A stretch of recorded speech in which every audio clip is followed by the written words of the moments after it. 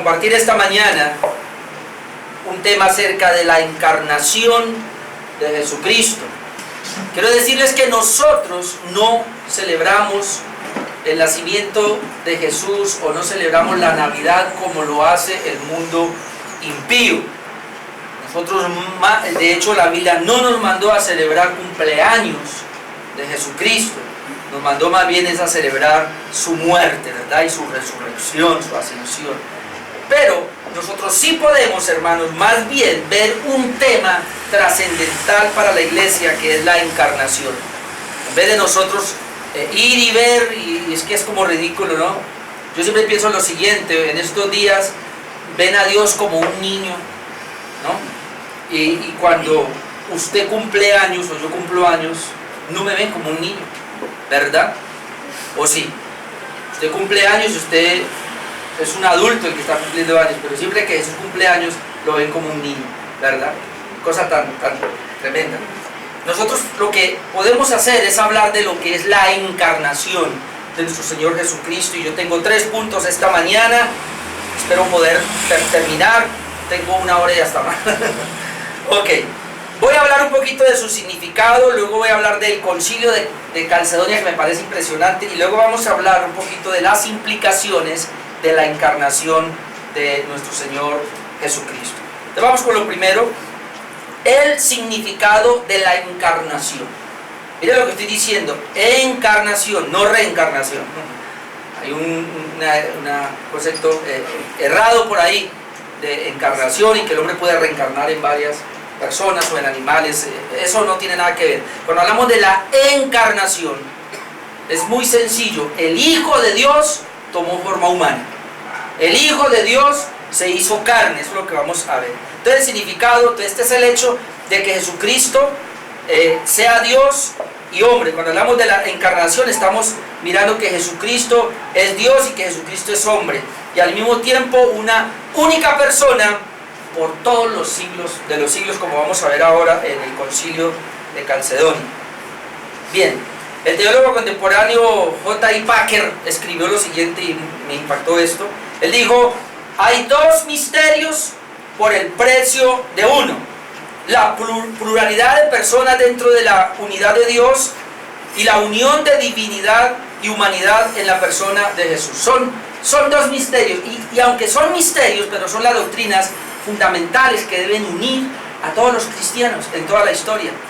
Porque tener clara la Trinidad, y así no lo entienda, pero es un concepto claro que está en la palabra, que Dios, hermanos, es un solo ser, un solo Dios, pero que existen 3 personas y que cada persona es distinta. Es un misterio, pero así lo creemos nosotros. Un solo Dios, ese Dios existe en 3 personas, pero cada persona es distinta. Y entonces el otro misterio, que es el que vamos a hablar ahora, es cómo Jesucristo tiene 2 naturalezas, una divina y una humana, pero es una sola persona.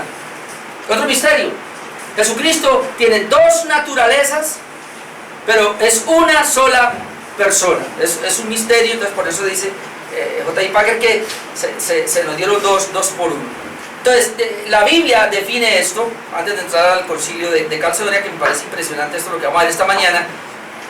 Vamos a ver cómo la Biblia habla de la encarnación de Jesús. ¿Qué es eso? Cuando hablamos de Jesús, o cuando hablamos de Jesucristo, yo quiero que usted entienda, estamos hablando del Hijo de Dios. O sea, el Hijo de Dios, que es una persona en la deidad, Él siempre ha existido porque Él es Dios. Jesucristo no tuvo principio ni tendrá fin. Jesucristo siempre ha existido como Hijo de Dios. Pero Jesucristo tuvo que encarnarse. Cuando Jesús se encarna, adquiere la naturaleza humana, y a partir de ahí en adelante Jesucristo tiene 2 naturalezas, pero es una sola persona. O sea, Él no era así. Ese es el gran misterio. Jesucristo, la segunda persona de la deidad, siempre existió como una persona, miembro de la deidad, como una persona con una naturaleza divina. Pero cuando hablamos de la encarnación de Jesucristo, tenemos que entender que es que esa persona con una naturaleza divina se encarna, o sea, adquiere una naturaleza humana. Y eso es lo que vamos a ver ahora, las implicaciones de eso. Pero quiero primero que miremos un poquitico cómo la Biblia nos habla de esa parte. Habíamos leído ahora Juan, pero vamos otra vez. Juan capítulo 1. ¿Cómo usted puede ver esto y cómo podemos ver nosotros ese misterio? Juan 1:1 dice: en el principio era el verbo, y ahí la palabra verbo es palabra, y está con mayúscula porque se refiere a Jesucristo. Y el verbo era con Dios. Esa palabra con Dios quiere decir de que ellos coexistieron siempre. Y el verbo era Dios, o sea que afirma, ratifica que ese verbo, que es Jesucristo, era Dios, o sea, siempre ha sido Dios. Y ahora, ¿cómo sabemos que ese verbo era Dios? El verso sigue diciendo: esto era en el principio con Dios, y esta es una razón fuerte: todas las cosas por Él fueron hechas, y sin Él nada de lo que ha sido hecho fue hecho. ¿Cómo sabemos entonces que Jesucristo es Dios? Aunque ahora lo vamos a ver también, pero se refiere, este texto nos da la claridad, y es que Él es creador. Y usted no encuentra en la Biblia, hermano, a un ángel creando. Y usted no encuentra en la Biblia a ningún ser humano creando. El único creador se llama Dios. Amén. Por eso nosotros no podemos creer en esos decretos que hace la gente hoy día. Esos pastores que decretan, que declaran, que no es... No, porque Dios es el único que puede decretar. Dios es el único que puede declarar con su palabra. Él es el único que puede crear. Eso es metafísica, pretender que en el poder del ser humano hay una palabra creadora y que usted puede crear su milagro, que usted puede crear algo. Hermano, eso es metafísica, eso es humanismo. Nosotros creemos que el único que puede crear y que es creador es Dios. Amén. Jesucristo y nada más. El versículo 14 de Juan 1 nos dice: y aquel verbo, o sea Jesucristo, fue hecho carne. Ahí está la palabra. Y aquel verbo fue hecho carne. Y cuando es hecho carne, o sea, tuvo un nacimiento, habitó entre nosotros. Y cuando Él habitó entre nosotros, dice Juan, vimos su gloria, gloria como del unigénito del Padre. La palabra unigénito, único hijo del Padre. Jesucristo es el único hijo del Padre. Y lo vimos, dice Juan, lleno de gracia y de verdad. Entonces esos textos nos hablan del significado de la encarnación. Vamos a mirar el otro, que es Filipenses, bueno, otros dos textos muy conocidos, y yo quiero, para que entremos al segundo punto. Filipenses, capítulo 2, versículo 5. Filipenses 2:5 dice: haya pues en vosotros este sentir que hubo también en Cristo Jesús. Hubo un sentir en Cristo Jesús, el cual, siendo en forma de Dios, o sea, del mismo molde, no estimó el ser igual a Dios como cosa que aferrarse. No estimó, no consideró que Él era Dios, el mismo Dios. Por eso dice igual a Dios, como cosa que aferrarse. Entonces, ¿qué hizo? Sino que se despojó a sí mismo, tomando forma de siervo, de hecho semejante a los hombres. Y estando en la condición de hombre, se humilló a sí mismo, haciéndose obediente hasta la muerte y muerte de cruz. Le aclaro un poquitico acá, lo que se llama normalmente el despojamiento. Verso 7. Sino que se despojó a sí mismo. Y entonces hay una cantidad de doctrinas cerradas que salen del despojo de Cristo. Pero mire, es muy sencillo. ¿Qué es que Jesús se despojó? ¿Sabe que el mismo texto dice qué es? Voy a leerlo. Dice el versículo 7. Sino que se despojó a sí mismo. ¿Qué es el despojo? Tomando forma de siervo, hecho semejante a los hombres. Si usted quiere entender con claridad y bíblicamente qué es el despojo de Jesús, ¿cómo así que Jesús se despojó? El despojo de Jesús no es otra cosa que adherir su naturaleza humana a Él. O sea, Él siendo Dios, el mismo Dios, y esto es impresionante, ¿cómo Dios va a asumir un cuerpo humano? Entonces, Jesucristo es Dios con una naturaleza divina. Jesucristo, siendo Dios con una naturaleza divina, se despoja. O sea, se despoja es que más bien Él baja un poquito para tomar la humanidad, y entonces ahora Él tiene dos naturalezas. Ese es el despojo. No lo tomen como algunos creen, que el despojo es que Jesucristo dejó de ser Dios, o que se despojó del poder, o que se despojó de alguno de los atributos. No, porque Jesucristo, siendo Dios, nunca puede despojarse de ninguno de sus atributos. Máximo que dejó de recibir gloria por un momento y que se humilló. Pero la humillación más grande para Jesucristo, hermanos, usted dice sí, morir en la cruz del Calvario. No, la humillación más grande para Jesucristo fue tomar forma humana. El mismo Dios, o sea, el Creador, ahora unirse a la criatura. ¿Ustedes se imaginan el creador ahora unirse a lo que él creó? Eso es despojarse, tomar la forma del hombre. Y entonces a partir de ese momento, cuando Jesús nace, en Lucas 1, bueno, los evangelios nos dicen, el nacimiento de Jesús y todo, toma la forma humana. A partir de ahí Jesucristo, de ahí en adelante y ahorita, tiene dos naturalezas, la divina y la humana. Es un misterio. Ahora, en Hebreos 10 también nos habla, y esto es impresionante, a mí me gusta mucho Hebreos. Hebreos capítulo 10, quiero leerle esto porque estamos mirando los textos que hablan de la encarnación. Versículo 1. Hebreos 10, versículo 1, note. Dice, porque la ley, teniendo la sombra de los bienes venideros, note, sombra de bienes venideros, no la imagen misma de las cosas, nunca puede la ley, por los mismos sacrificios, o estos sacrificios que se ofrecen continuamente cada año, hacer perfecto a los que se acercan. La ley nunca podía, los sacrificios de animales no podían perfeccionar a ningún hombre.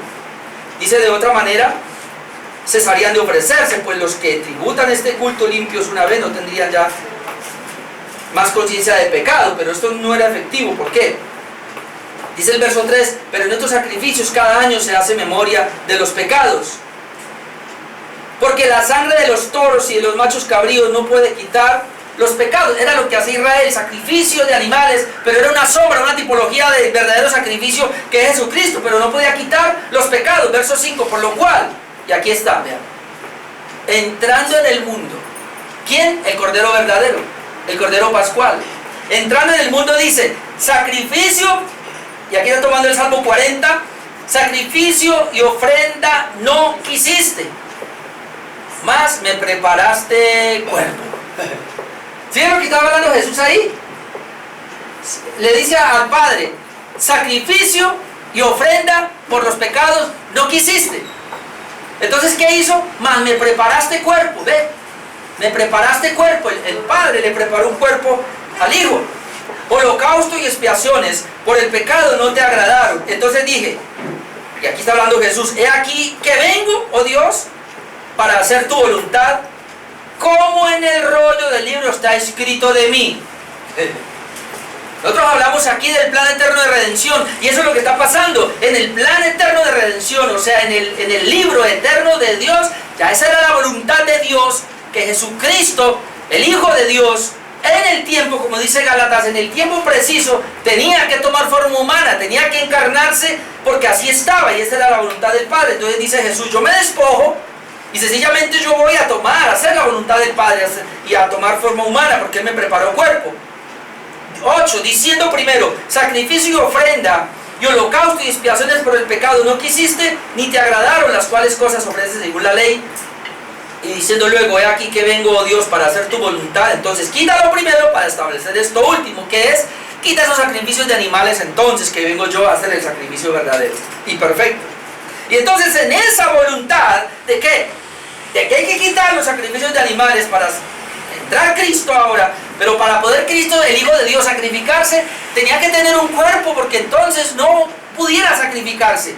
Dios, ¿cómo va a sacrificarse? Dios es espíritu, Jesucristo es espíritu, Él no puede. Entonces Él tuvo que tomar la humanidad, Él tuvo que encarnarse para poder ser un sacrificio. Y eso es lo que está diciendo aquí. En esa voluntad es que nosotros somos santificados entonces mediante la ofrenda del cuerpo de Jesucristo, hecha una vez y para siempre.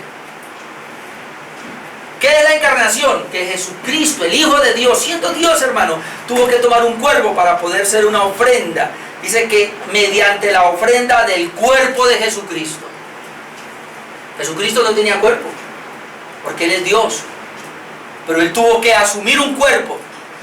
Y como dice más adelante, vamos a ver Hebreos, un cuerpo totalmente semejante al nuestro, con todas las debilidades nuestras. La única diferencia es que fue perfecto, no tuvo pecado. Pero todo lo demás, ese cuerpo es igualito al nuestro. Entonces, por eso la encarnación. Se necesitaba entonces de esa encarnación.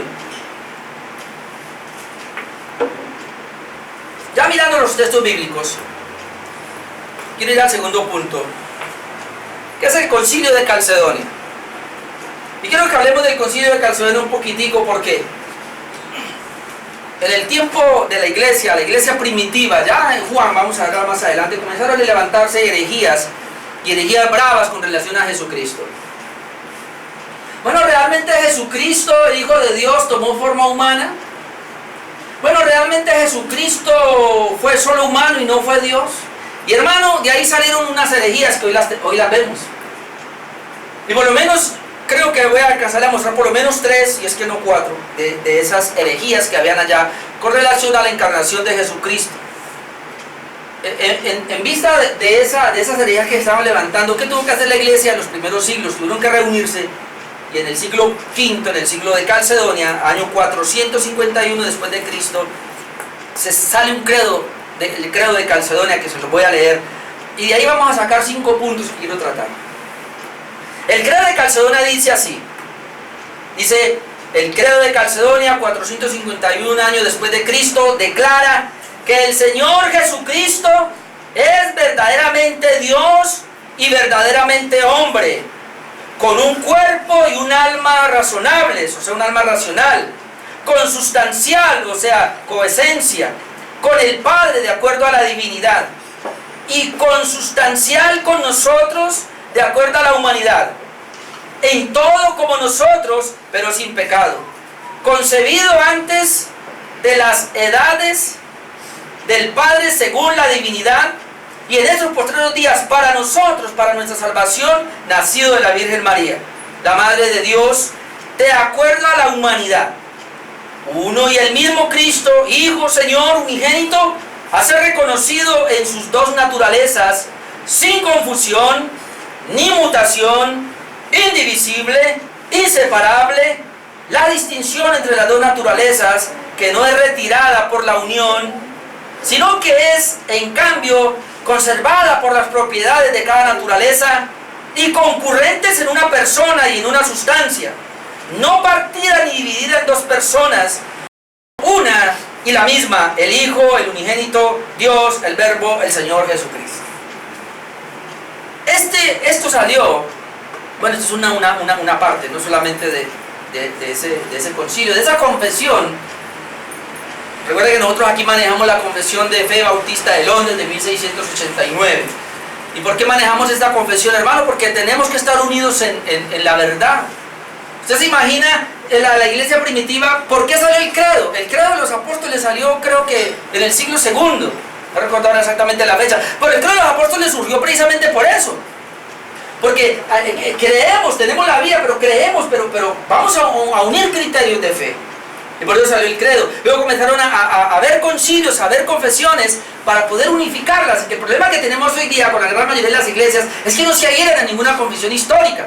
Entonces por eso el pastor dice lo que quiere, habla lo que quiere, y no hay una unidad. ¿Qué es lo que nos une a nosotros, a todas las iglesias bautistas reformadas a nivel del mundo entero? De que tenemos una confesión de fe. Y entonces nosotros nos adherimos a esta iglesia bautista reformada precisamente porque tenemos la confesión de fe. Y obviamente, cuando se hace la confesión de fe en 1689, ellos cogen el credo de Calcedonia, muchas cosas que hay, algunas las oyeron, pero en su mayor parte lo tomaron de ahí, y específicamente con relación a lo que es la encarnación de Jesucristo, que es lo que quiero que miren. Bueno, hay 5 puntos ahí del concilio de Calcedonia que sintetiza la doctrina sobre la encarnación de Jesús, que se las quiero mencionar y la voy a explicar.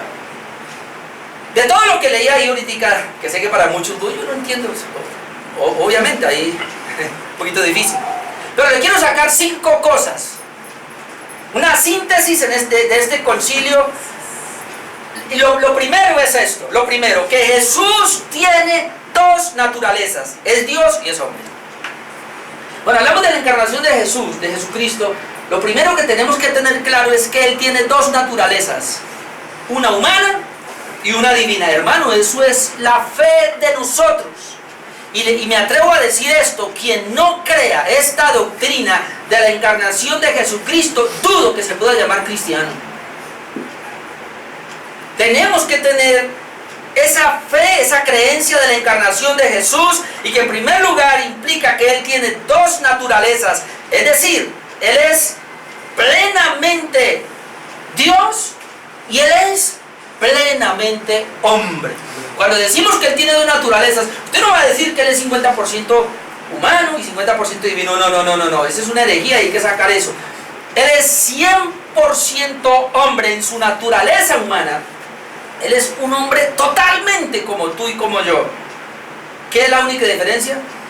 Que en Él no hubo una naturaleza pecaminosa.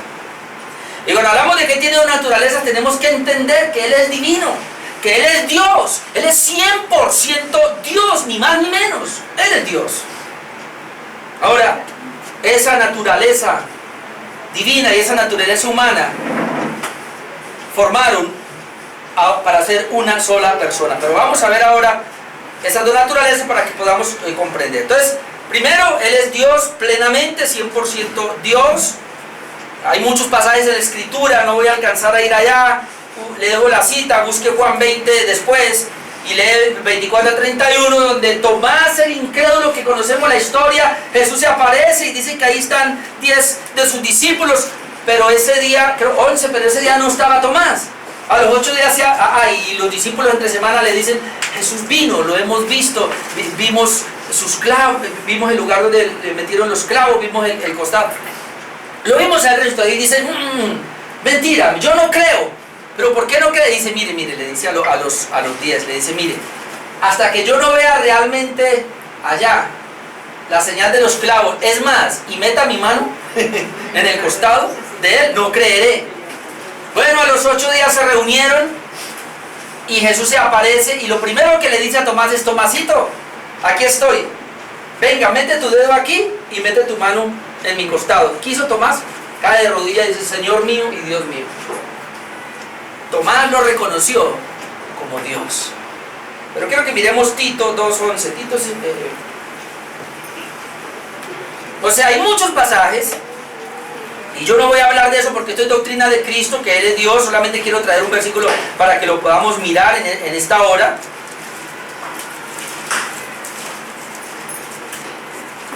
Tito 2:11. Porque la gracia de Dios se ha manifestado para salvación a todos los hombres, enseñándonos que, renunciando a la impiedad y a los deseos mundanos, vivamos en este siglo sobria, justa y piadosamente, guardando la esperanza, y aquí está, la esperanza bienaventurada y la manifestación gloriosa de nuestro gran Dios y Salvador Jesucristo. ¿Quién es Dios ahí? ¿Quién es Jesús? Dios. Note que dice: esperando, aguardando la esperanza bienaventurada y la manifestación gloriosa, y habla de la segunda venida de Cristo, y la manifestación gloriosa de nuestro gran Dios y Salvador Jesucristo. Y si nos falta entender quién se dio a sí mismo por nosotros para redimirnos de toda iniquidad y purificar para sí un pueblo propio celoso de buenas obras. Entonces, hay muchos textos en la Biblia que claramente nos dicen que Jesucristo es Dios.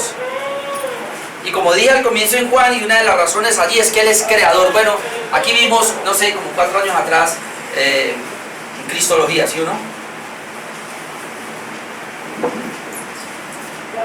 Ok, ¿qué implica entonces esto de que Él es 100% Dios?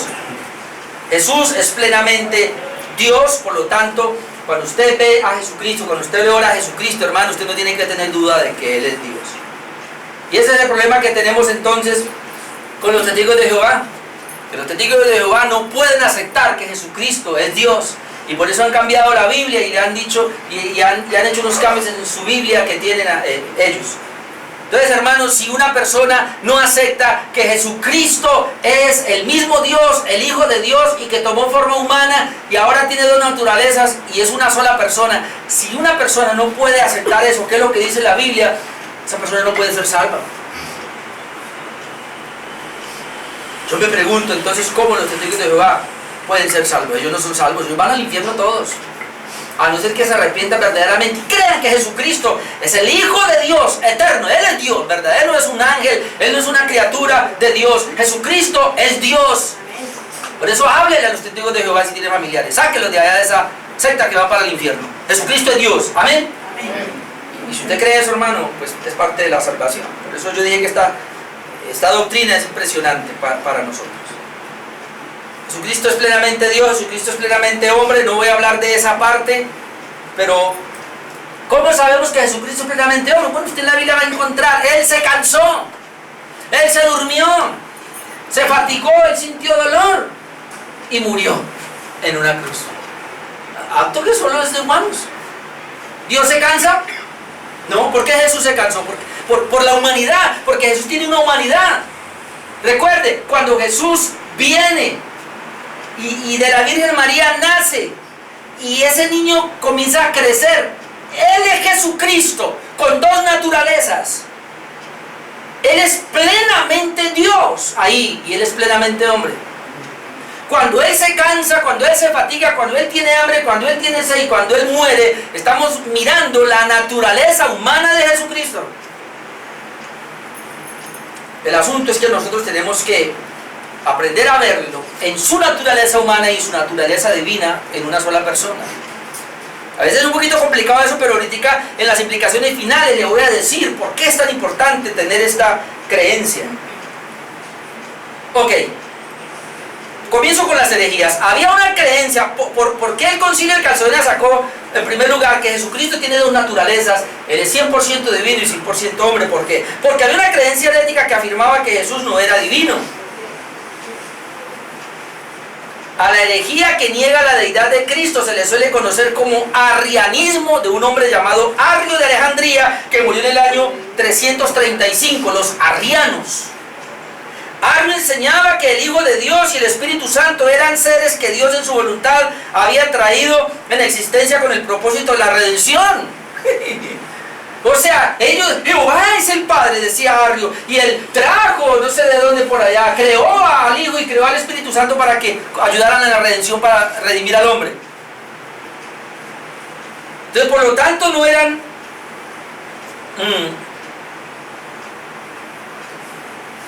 eternos, como Dios es eterno, o sea, porque no es Dios, ellos no son Dios. Dice que había un tiempo antes del cual ellos no eran. ¿Quiénes son ellos hoy día? Los testigos de Jehová. Hermano, cuando usted hace el seguimiento a los testigos de Jehová, no, eso comenzó con un tal Russell, no me acuerdo del otro, por allá hace como 150 años, no recuerdo. Él comenzó en Estados Unidos. Los russelistas comenzaron a llamarle, no, este hombre lo que él hizo fue, lo que él hizo fue que tomó la herejía de Arrio del siglo III y siglo IV. Así que ellos son los herederos. Por eso es que Juan tiene que escribir, y por eso ve que el Concilio de Calcedonia salió para decir un momentico, para nosotros atacar esa herejía arriana que está por ahí, que hoy son testigos de Jehová, tenemos que pararnos a decir que Jesucristo es 100% hombre, Jesucristo es 100% Dios. Amén. Eso es lo que dice la Biblia. Si alguien no cree eso, hermano, pues no es cristiano de verdad. Entonces, ahora, hay otra herejía que fue el error opuesto a esta herejía de Arrio, era que negaba la verdadera humanidad de Cristo, conocida con el nombre del docetismo. Ya otra vez en los primeros siglos, el docetismo viene de la palabra apariencia. Surgió a partir de un movimiento conocido como gnosticismo, que fue más o menos contemporáneo con los primeros años del cristianismo. Ahora, Juan habló de ellos porque ellos negaban la encarnación.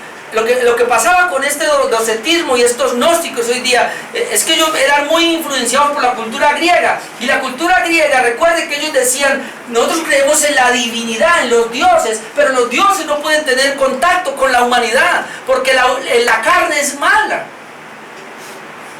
Entonces esta gente, ¿qué hacía? Ellos no podían concebir en su mente que Dios, el Hijo de Dios, tomara forma humana. Entonces le dijeron, no, un momentico. Sí, el Hijo de Dios, Él es Jesucristo. Pero Jesucristo estuvo en la tierra y Él no fue humano, Él tomó la apariencia de hombre. Así que con los que lo vieron aquí, Él era Dios, pero en una sola naturaleza divina, pero con una apariencia humana. O sea, Él nunca fue humano. Entonces negaban esa parte, y por eso el Concilio de Calcedonia tiene que venir a decir que Jesucristo es 100% hombre. ¿Se da cuenta? Entonces, hay personas que por un lado niegan la humanidad de Cristo, como los docetas, y por el otro lado, como los arrianos, niegan la divinidad de Jesucristo. Hermanos, ambas son herejías peligrosas. Otra vez, el cristianismo y al hablar de la encarnación, tenemos que comprender nosotros que Jesucristo es, tengo que hacer énfasis porque usted tiene que tener eso claro, 100% humano, 100% divino. Amén. ¿Usted entiende eso? No, yo sé que no. Yo no lo entiendo, pero la Biblia lo dice, yo lo creo. Por fe andamos. Esa fue una de las primeras herejías que tuvo que atacar Juan. Vamos a mirar un momentico. Primera de Juan 4:1. El evangelista Juan tuvo que atacar, y en primera de Juan 4:1 comienza a hablar de esta gente. Veamos los primeros 3 versículos. Primera de Juan 4:1.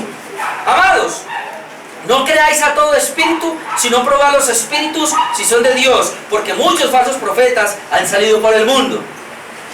¿Y quiénes son esos falsos profetas según Juan? En esto conoced el Espíritu de Dios. Todo espíritu que confiesa que Jesucristo ha venido en carne es de Dios. ¿Ven? Jesucristo ha venido en carne, o Jesucristo se encarnó. Por eso mi tema en esta mañana se llama la encarnación de Jesucristo. Pero el que confiesa que Jesucristo ha venido en carne es de Dios, es hijo de Dios. Y todo espíritu que no confiesa que Jesucristo ha venido en carne no es de Dios. Y este es el espíritu del anticristo, el cual vosotros habéis oído que viene y que ahora ya está en el mundo. El anticristo, el espíritu del anticristo estaba en el docetismo diciendo, y está en los gnósticos hoy día, porque los gnósticos lo que quieren es conocimiento nomás. Ellos se elevan en un conocimiento y ellos sencillamente dicen, no, nosotros no creemos que la divinidad o la deidad pueda tomar forma humana, no se puede mezclar. Ese es un concepto antiguo, viene desde los griegos y todo, porque ellos decían, los dioses no pueden tener cohabitación con los humanos porque la carne es mala. Entonces negar, hermanos, negar que Jesucristo es Dios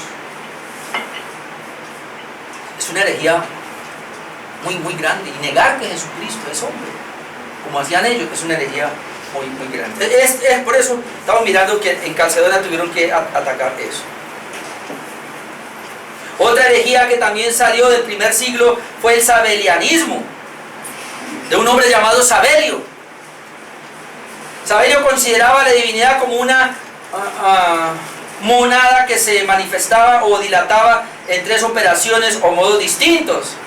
Él decía que el Padre en el Antiguo Testamento, el Hijo en la Encarnación y el Espíritu Santo en Pentecostés. Hoy se llaman los pentecostales unidos, pentecostales unitarios.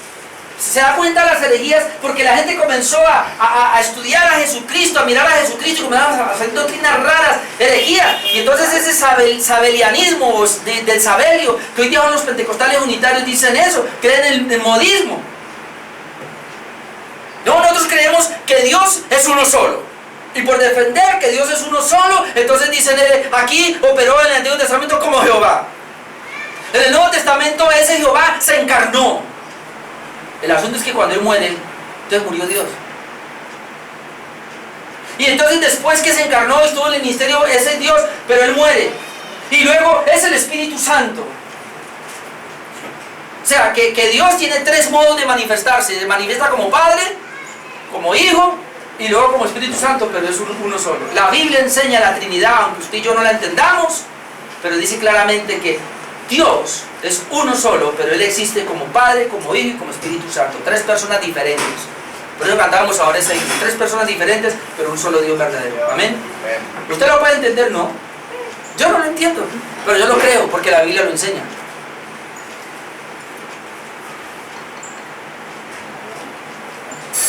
Entonces, en primer lugar, habíamos visto ahí, Jesús tiene 2 naturalezas. En segundo lugar, estamos mirando los resultados de lo que pasó con Calcedonia. En segundo lugar, cada naturaleza es plena y completa. Jesús es completamente Dios y plenamente hombre. Eso hay que entenderlo. Esa fue la segunda. Cada naturaleza es plena y completa. Ya lo dije harto, así que no me demoro. Voy a paso al tercero.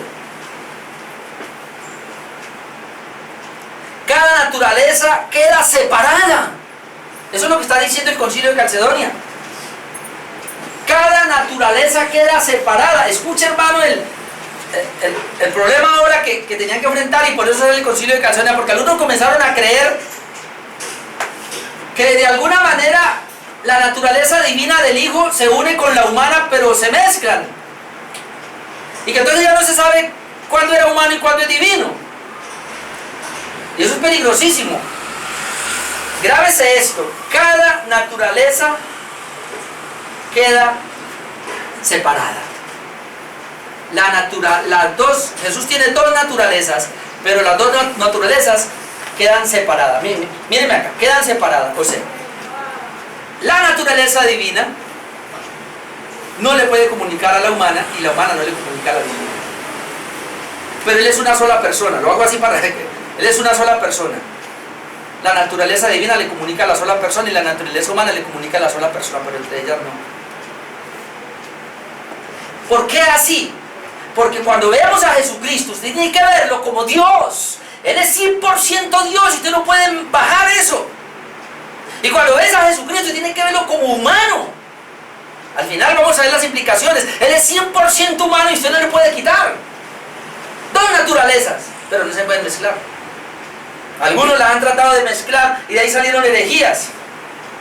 Cada naturaleza mantiene sus propiedades. Una naturaleza no modifica la otra. Tampoco se mezclan, creando una tercera naturaleza, como había una herejía que decía, de esta naturaleza y de esta otra, al unirse salió una tercera. No.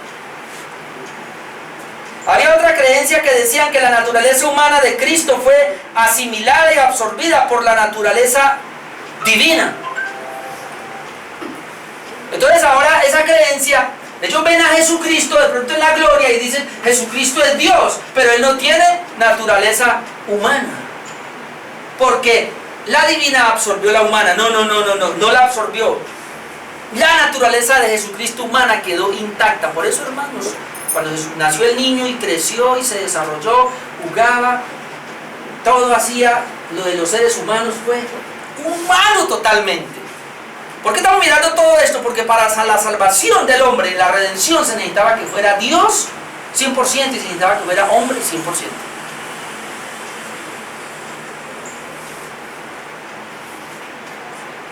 Entonces,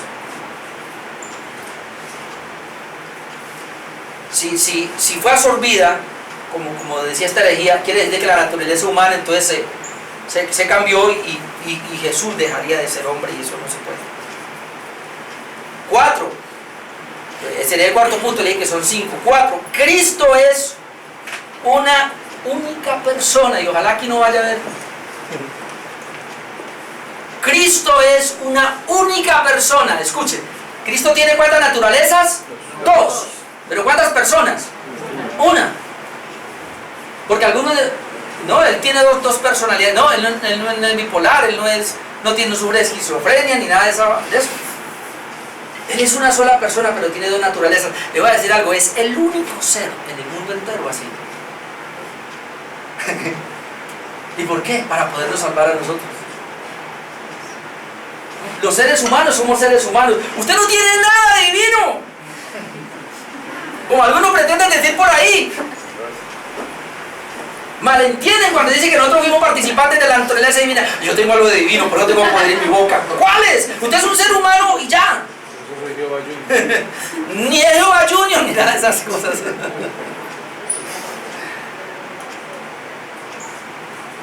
Usted no tiene nada de divino. Y la naturaleza divina de Jesucristo no tiene nada de humano. Escúcheme. La naturaleza humana de Jesucristo no tiene nada de divino, y la naturaleza divina de Jesucristo no tiene nada de humano, porque las dos naturalezas no se mezclan, pero son una sola persona. Cristo es una única persona. Cristo es 2 naturalezas unidas eternamente en una única persona. Sé que esto es duro, todo lo estoy repitiendo varias veces. Jesucristo es 2 naturalezas unidas eternamente en una única persona. Había otra creencia errada, que hay 2 personas separadas de Cristo, al igual que 2 naturalezas. Imagínense, la Biblia dice que habla de una sola persona, un solo Cristo, aunque tenga dos naturalezas. Y le voy a mostrar un texto tan siquiera, 1 Timoteo 2:5, usted lo conoce, pero vamos a mirarlo allí. Y usted verá pensando, Jesucristo tiene dos naturalezas. Él tiene dos naturalezas. Sin embargo, mire cómo se habla de Jesús. Primera de Timoteo 2:5. Porque hay un solo Dios y un solo mediador entre Dios y los hombres, Jesucristo hombre. ¿Usted qué nota ahí? Hay un solo Dios. ¿Y cuántos mediadores? Uno solo. Una sola persona entre Dios y los hombres. ¿Y cómo se llama? Jesucristo hombre. Mire, Jesucristo hombre. ¿Qué ve ahí? Jesucristo es el Dios y hombre. Él es Jesucristo hombre, pero es una sola persona. Es un solo mediador, pero es Jesucristo hombre. O sea, las dos naturalezas. Jesucristo, su divinidad, hombre, su humanidad. Pero es un solo mediador. Es una sola persona. Así que usted no puede llegar, y escúcheme acá, usted no puede llegar a Jesús y orar y decirle, Jesús, estoy hablando con la divinidad, ¿no? O luego, Jesús, estoy hablando con el humano que me entiende. No, porque Él es una sola persona. ¿Sí me puede entender? Tiene dos naturalezas, no se mezclan, no están unidas, son separadas, no comunican la una a la otra, pero es una sola persona. Eso es bueno que lo tengamos claro, para no pensar que Jesucristo es diferente, tener una idea rara por ahí. Y número 5, las cosas, y esto tiene que ver con lo que acabamos de decir ahora, las cosas válidas para una naturaleza son válidas para la persona de Cristo. Escuche, las cosas válidas para una naturaleza son válidas para la persona de Cristo. O sea, las cosas válidas para la naturaleza humana son válidas para la persona. Las cosas válidas para la naturaleza divina son válidas para la persona. Ahora se lo pongo de esta manera: las cosas válidas para la naturaleza humana no son válidas para la naturaleza divina. Las cosas válidas para la naturaleza divina no son válidas para la naturaleza humana, pero sí para la persona. Es decir, Jesucristo en su humanidad no es divino, y Jesucristo en su divinidad no es humano. Pero Jesucristo en su humanidad le comunica la humanidad a la persona, y es humano a la persona, y Jesucristo en su divinidad le comunica la divinidad a la persona, y es divino a la persona. Yo no sé. ¿Sí me están captando? Por allá lejos. Pero por lo menos agarre eso, hermano. Son dos naturalezas y una sola persona, y eso es lo que estamos tratando de ver acá, pero la una no le puede comunicar a la otra. Hay un ejemplo acá, y es que Jesús tuvo hambre en su humanidad, pero no tuvo hambre en su divinidad. ¿Ven? Eso es lo que queremos decir. Jesús, y esto es importante acá, murió en su humanidad, pero no en su divinidad. Amén. Porque algunos dicen Jesús murió y murió Dios. Jesús es Dios y Él no puede morir. Jesús es Dios y Él no puede tener hambre. Jesús es Dios y Él no tiene nada de humano, que Él es Dios. Pero Jesús es humano y por eso sufre, duele, muere. ¿Y sabe por qué Jesús puede entender tu humanidad? Que Él es humano. ¿Y sabe por qué Jesús puede ayudarte a ti? Que Él es divino. Te está diciendo, esto ya es como una teología muy alta. Yo estoy tratando de sacarlo del concilio de Calcedonia un poquitico, y quería explicarle eso pues para que lo tuviéramos acá un poco presente. Entonces, sin embargo, para la persona tener hambre en su humanidad, bueno, es tenerla como tal. Habíamos dicho de que no le comunica, o sea, Jesús tuvo hambre y en su humanidad es tener hambre como tal, pero no para la divinidad. En otras palabras, las cosas válidas para una naturaleza, pero no para la otra, son válidas para la persona de Cristo en su totalidad. Claro eso. Lo leo otra vez acá mejor. Las cosas válidas para una naturaleza, pero no para la otra, son válidas para la persona de Cristo en su totalidad. Aclaró otra vez. Él es una sola persona. en esa sola persona, Él entiende el sufrimiento porque Él es humano, Él entiende el dolor porque Él es humano, ¿verdad? Y murió porque Él es humano, en la persona. Pero en esa persona, en la divinidad, entonces Él no puede morir, Él no tiene sufrimiento, Él no pudo ofrecerse como un sacrificio porque Él es divino. Y le comunica a esa persona. Difícil, yo sé que es difícil, pero lo que queremos tratar en esta hora es decir que cada humanidad es totalmente, no se mezclan, no se comunican, no se comunican entre ellas. Y aclaro otra vez esto: cuando Jesús en su humanidad tuvo hambre, la naturaleza divina de Jesús no tuvo hambre. Cuando Jesús sufrió, la naturaleza divina de Jesús, cuando Jesús cargaba el pecado, entonces la naturaleza divina no podía cargar el pecado, sino que era la humanidad. Cuando Jesús muere, escuchen, pero le comunican a esa persona, la persona como tal sí recibió todo. Cuando Jesús muere, entonces muere su naturaleza humana, aunque le comunica a la persona como tal, y como persona como tal muere, pero su naturaleza divina no. Esa es la razón por la cual Él dijo: yo doy mi vida y la puedo tomar. Porque la gran pregunta es: ¿quién resucitó a Jesucristo? Bueno, la Biblia dice que Jesús se resucitó a sí mismo.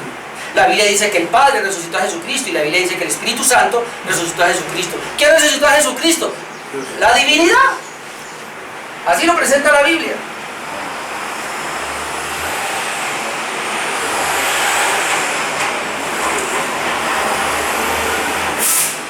Entonces, por eso es que Jesucristo, a pesar de las dos naturalezas, y en su momento él podía hablar con toda propiedad de decir quién era Él. Un ejemplo, ustedes después lo leen mejor, pero en Juan 8:58, cuando Él dice: antes que Abraham fuese, yo soy.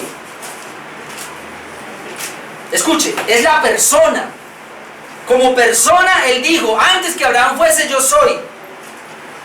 Pero realmente, ¿cuál era la naturaleza que estaba ahí para decir yo soy? La divina. Él como persona dijo: antes que Abraham fuese, yo soy. Pero Él está hablando allí la divinidad. Cuando Él dijo que Él venía a ofrecerse en rescate por nosotros, es Él como persona. Pero realmente la que le comunicaba a esa persona era la humanidad. Entonces, eso era muy importante mencionarlo para que pudiéramos pues tener esa especie de comprensión. Entonces, Jesús en su humanidad no sabe el día de su segunda venida, sin embargo en su divinidad sí lo sabe. Esto nos dice entonces que Jesús en la persona sí lo sabe. Escuchen, miren acá otra vez porque es bueno mirar esto. La persona de Jesús sabe cuál es el día de la venida de Cristo. La persona sí lo sabe. Jesucristo en su persona sabe ¿cuándo Él va a venir a la tierra? Sí lo sabe. ¿Por qué lo sabe? Porque la naturaleza divina lo sabe y le comunica a la persona. Ahora pregunto, ¿Jesucristo en su humanidad sabe cuándo es su venida? ¿Su segunda venida? No lo sabe. ¿Y en la persona? Si la humanidad le está comunicando, no. Por eso Él se paró una vez a decir: ni el Hijo del Hombre sabe cuándo es la venida de mi Padre, solamente cuándo es mi venida, solamente mi Padre. Ni los ángeles ni el Hijo sabe, porque la naturaleza humana le estaba comunicando a la persona de que no sabía. Por lo tanto, la naturaleza humana no lo sabe, en la persona no lo sabe. Pero cuando la naturaleza divina, que sí lo sabe, le comunica a la persona lo sabe. Pero no enredarnos, pero es que ese es el gran misterio de la encarnación. ¿Por qué estoy diciendo todo esto? Porque lo que yo quiero es que pensemos, hermano, y que podamos comprender que Jesucristo es una sola persona, pero Él tiene dos naturalezas, y las dos naturalezas no se mezclan, no se comunican, no pueden. Es un misterio, pero ese es mi Señor. ¿Y por qué así? Y ahora sí quiero terminar sus implicaciones. Ay, Padre mío, yo voy a ir hasta las 12. Igual con eso ustedes pueden comer harto. Vamos, esto me emociona, ahora sí me emocioné. Sus implicaciones. ¿Qué implica esto? ¿Qué implica la encarnación de Jesucristo entonces al mirarlo de esa manera? Número uno, implica que se hizo hombre, que era necesario que se encarnara. Jesucristo se hizo hombre, ¿para qué? Para darnos a conocer a Dios y su gracia divina. Lo hemos visto en Juan 1, lo hemos leído, pero vamos otra vez a Juan capítulo 1, verso 17. Robin lo ha leído ahora. Juan capítulo 1, versículo 17, nos dice: pues la ley por medio de Moisés fue dada, pero la gracia y la verdad vinieron por medio de Jesucristo. A Dios nadie le vio jamás, pero el unigénito Hijo que está en el seno del Padre, Él le ha dado a conocer. En primer lugar, ¿por qué era necesaria la encarnación? Hermano, si Jesús no se encarna, nosotros nunca hubiéramos conocido a Dios y nunca hubiéramos conocido su gracia. Por eso dice que Moisés, por medio de Moisés fue dada la ley, pero la gracia y la verdad vinieron por medio de Jesucristo. Y entonces hay otros textos que dicen que Dios le dio a conocer, ¿cómo fue que nosotros conocemos a Dios? Porque Jesucristo lo dio a conocer. Mientras más tú conoces a Jesucristo, más conoces a Dios, de tal manera que la encarnación fue necesaria para tú y yo tener revelación de quién es Dios. Y tú y yo podemos conocer a Dios solamente conociendo a Jesucristo, de tal manera que mientras más tú y yo tengamos más conocimiento de Jesús, más comunión con Jesucristo, más conocemos a Dios.